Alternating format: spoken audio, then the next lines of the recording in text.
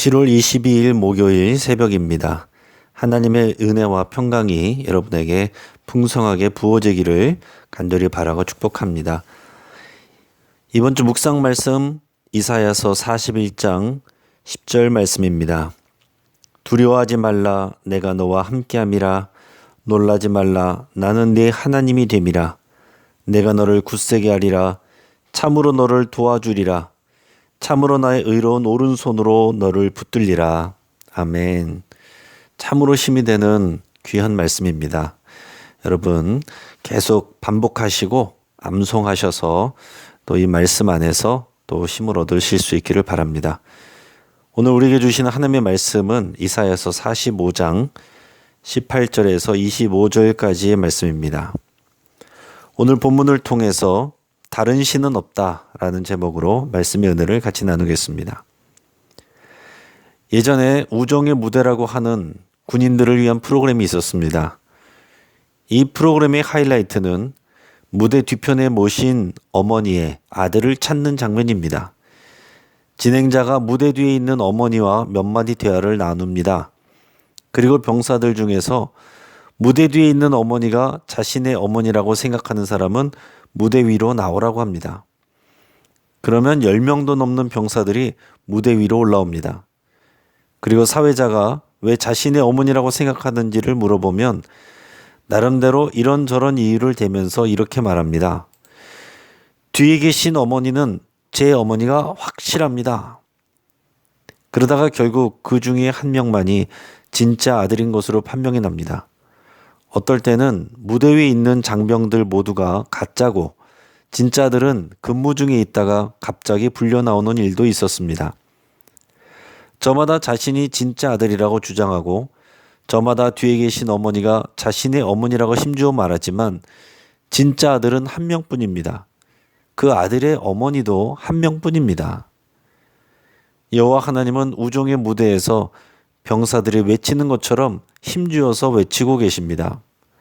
내가 바로 유일한 여호와 하나님이다. 출애굽한 이스라엘 백성과 언약을 맺으실 때 주신 십계명과 율법의 중요한 주제는 유일한 여호와 하나님을 사랑하고 섬기라라는 것입니다. 여호와 하나님 외에 다른 신을 섬기지도 말고 형상으로 만들지도 말라고 하셨습니다. 왜 형상으로 하나님을 만들지 말라고 했겠습니까? 하나님을 피조물의 형상으로 만드는 것 자체가 어불성설입니다. 그리고 사람은 자기 눈에 좋아 보이는 형상을 보면 하나님으로 섬기려는 미련한 본성이 있기 때문입니다. 신명기 6장에서 모세는 율법을 정리해서 백성들에게 설명하는데 유일한 여호와 하나님을 사랑하라라는 내용이 나옵니다. 그리고 그 진리를 계속해서 자녀들에게 부지런히 가르치라고 합니다. 하나님은 가나안 땅에 있는 원주민들을 다 내쫓으라고 하셨습니다. 그들과 통혼하지도 말라고 하셨습니다. 하나님은 왜 그렇게 무정하실까요? 그들이 우상 숭배에 물들어 있기 때문입니다. 여호와 하나님만 섬기는 거룩한 백성을 통해서 하나님의 나라를 세우는 것이 하나님의 뜻입니다. 모든 것은 여호와 하나님만이 유일한 하나님이시고 다른 신은 없다라는 진리와 연결됩니다. 결국 이스라엘 백성은 가나안 백성들의 우상에 물들었고 그 우상을 사랑한 결과로 남북으로 갈라지게 되었습니다. 더 나아가 북이스라엘이 아수르에게 멸망했고 남유다는 바벨론에게 멸망해서 포로로 끌려가게 되었습니다. 오늘 본문에서 하나님은 여호와 외에 다른 신은 없다라는 이 진리를 계속 강조하고 계십니다. 오늘 본문 말씀 18절 말씀입니다. 대저 여호와께서 이같이 말씀하시되 하늘을 창조하시니 그는 하나님이시니 그가 땅을 지으시고 그것을 만드셨으며 그것을 견고하게 하시되 혼돈하게 창조하지 아니하시고 사람이 거주하게 그것을 지으셨으니 나는 여호와라 나 외에 다른 이가 없느니라. 아멘. 하나님은 이 세상을 창조하신 유일한 하나님이십니다. 하나님이 하늘을 창조하셨고 또한 땅을 창조하셨습니다. 그냥 땅을 만드신 정도가 아니라 사람이 살아갈 수 있는 세상을 만드셨습니다. 하나님은 땅을 견고하게 하시되 혼돈하게 창조하지 않으셨다고 말씀하십니다. 그 말은 사람이 거주할 수 있게 지으셨다는 말씀입니다. 요즘에는 과학기술이 발달해서 우주 공간과 다른 행성으로 우주선과 탐사선을 보냅니다. 그런데 이 넓은 우주에 지구처럼 푸르고 아름다운 별이 없다는 내용만 반복해서 알려지고 있습니다. 사람들은 이 넓은 우주에 오직 지구만 생명체가 산다는 것을 받아들이기 어려워합니다. 그러나 막상 우주선과 탐사선이 보내온 자료에 의하면 우리 눈에 아름답게 보이고 신성하게 보이는 별들의 실상은 사람이 도저히 살 수 없는 것입니다. 하나님은 인간을 위해서 지구라는 땅을 아름답게 만드신 유일한 하나님이십니다. 여호와 하나님 외에 이런 일을 할 수 있거나 그렇게 한 이가 없습니다. 오늘 본문 19절 말씀입니다. 나는 감추어진 곳과 캄캄한 땅에서 말하지 아니하였으며 야곱 자손에게 너희가 나를 혼돈 중에서 찾으라고 이르지 아니하였노라. 나 여호와는 의를 말하고 정직한 것을 알리느니라. 아멘. 또한 하나님은 하나님의 백성들에게 알아들을 수 있게 분명한 진리를 말씀하시는 분이십니다. 감추어진 곳과 캄캄한 땅에서 말한다는 것은 사람들이 알아들을 수 없게 말한다는 뜻입니다. 하나님은 이스라엘 백성들에게 혼돈 중에 말하지 아니하시고 분명하게 의를 말씀하시고 정직한 것이 무엇인지를 알려주십니다. 하나님이 의가 되시며 하나님은 거짓을 말하지 않으십니다. 하나님은 진리이시고 하나님의 말씀이 곧 진리입니다. 이어서 구원을 베푸시는 하나님에 대해서 본문이 말씀하고 있습니다. 오늘 본문 20절에서 22절까지의 말씀입니다. 열방 중에서 피난한 자들아 너희는 모여오라 함께 가까이 나오라 나무 우상을 가지고 다니며 구원하지 못하는 신에게 기도하는 자들은 무지한 자들이니라. 너희는 알리며 진술하고 또 함께 의논하여 보라. 이 일을 옛부터 듣게 한 자가 누구냐? 이전부터 그것을 알게 한 자가 누구냐? 나 여호와가 아니냐? 나 외에 다른 신이 없나니? 나는 공의를 행하며 구원을 베푸는 하나님이라. 나 외에 다른 이가 없느니라. 땅의 모든 끝이여 내게로 돌이켜 구원을 받으라. 나는 하나님이라 다른 이가 없느니라. 아멘. 또한 하나님은 사람들을 구원하시는 구원자 하나님이십니다. 창세기에서 하나님은 창조주 하나님으로 소개됩니다. 그러다가 출애굽 사건 이후에 십계명을 주시면서부터 여호와 하나님은 구원자 하나님으로 소개됩니다. 20절에서 열방 중에서 피난한 자들은 바벨론이 멸망할 때 목숨을 구할 수 있었던 이방 사람들을 말합니다. 그러니까 지금 하나님은 이스라엘 백성을 넘어서서 이방 민족에게까지 구원의 초청을 하고 계시는 겁니다. 하나님의 뜻은 이스라엘 백성만 구원하시는 것이 아니라 그들을 통해서 이방의 모든 족속을 구원하시는 것입니다. 하나님은 지금 세상의 모든 족속들을 구원의 자리로 부르고 계십니다.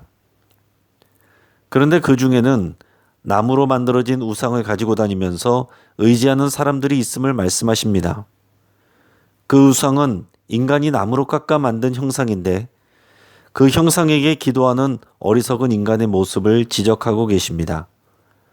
자신을 구원하지 못하는 우상에게 기도하는 자들은 생명의 지혜가 없는 무지한 자들입니다. 하나님은 옛부터 구원의 소식을 듣게 한 이가 누구인지 함께 의논해 보라고 하십니다. 이렇게 자신 있게 말씀하시는 이유는 여호와 외에 구원자가 없기 때문입니다. 여호와 하나님은 공의를 행하며 구원을 베푸는 하나님이시라고 스스로 밝히십니다. 하나님은 21절과 22절에서 연속으로 나 외에 다른 이가 없느니라, 나는 하나님이라 다른 이가 없느니라 라고 힘주어서 말씀하십니다. 그러면서 다른 우상들에게 구원을 기대하는 땅의 모든 끝의 사람들을 구원의 자리로 초청하고 부르고 계십니다. 우리는 여전히 다양한 종교들 가운데 살아갑니다. 인간적인 눈으로 보면 모든 신은 평등하고 모든 종교는 같이 있습니다. 하지만 하나님은 여전히 우리들에게 말씀하십니다. 하늘과 땅을 창조하신 이가 여호와 하나님이시고 이스라엘과 온 땅의 모든 사람들을 구원하는 이가 여호와 하나님이다. 나 외에는 다른 신이 없다. 우리가 예수님을 믿는다는 것은 예수님만이 여호와 하나님께로 돌아가는 유일한 길인 것을 고백하는 것입니다. 예수님을 믿으면 유일한 창조주요 구원자이신 여호와 하나님을 믿는 것입니다. 다른 종교에 관대한 것과 다른 신을 인정하고 포용하는 것은 전혀 다른 문제입니다. 그리스도인들은 다른 종교인들을 관대한 마음으로 볼 수 있지만 땅끝에 있는 그들을 불러 구원의 자리로 초청하시는 하나님의 마음을 가슴에 품고 그들을 볼 수 있어야 됩니다. 하나님은 우리가 이러한 진리의 전달자가 되기를 원하십니다. 21절에서 하나님은 너희는 알리며 진술하고 또 함께 의논하여 보라 라고 하셨습니다. 진리로 무장하고 확신하며 힘을 다하여 복음을 전하는 우리들이 되기를 주의 이름으로 축복합니다. 이제 말씀을 붙잡고 함께 기도하겠습니다. 여호와 하나님이 세상과 나를 창조하셨음을 믿고 감사드릴 수 있기를 바랍니다. 예수 그리스도를 통해서 나를 구원하신 하나님께 감사 기도드리겠습니다. 내가 복음을 알리고 전하는 생명의 통로가 되기를 결단하며 기도할 수 있길 바랍니다. 우리의 가정을 위해서 기도하겠습니다. 우리의 가족들이 비진리에 대해서는 관대하되 진리에 대해서는 단호한 주의 백성이 되기를 위해서 함께 기도하겠습니다. 환우를 위해서 기도하겠습니다. 박태호 집사님이 오늘 오전 7시에 대장 수술 받은 이후에 원상복구하는 수술을 받습니다. 원상복구할 수 있는 수술을 받는다는 것 하나님의 은혜입니다. 여러분 위해서 수술이 잘 되고 또 일상으로 회복할 수 있도록 여러분 위해서 같이 기도해 주시길 바랍니다. 지난 월요일에 수술받은 우리 박범진 청년을 위해서 같이 기도해 주시고 또 믿음으로 진로를 위해서 또 하나님 앞에 나갈 수 있기를 위해서 함께 기도하겠습니다. 그 외에 많은 환우들과 어르신들과 여러분 자신의 치유를 위해서 함께 기도하겠습니다. 도쿄올림픽이 곧 시작하는데 급증하는 코로나로 인해서 많은 사람들이 걱정하고 있습니다. 선수들과 관계자들이 무리하지 않고 지혜롭게 잘 감당할 수 있도록 위해서 함께 기도하겠습니다.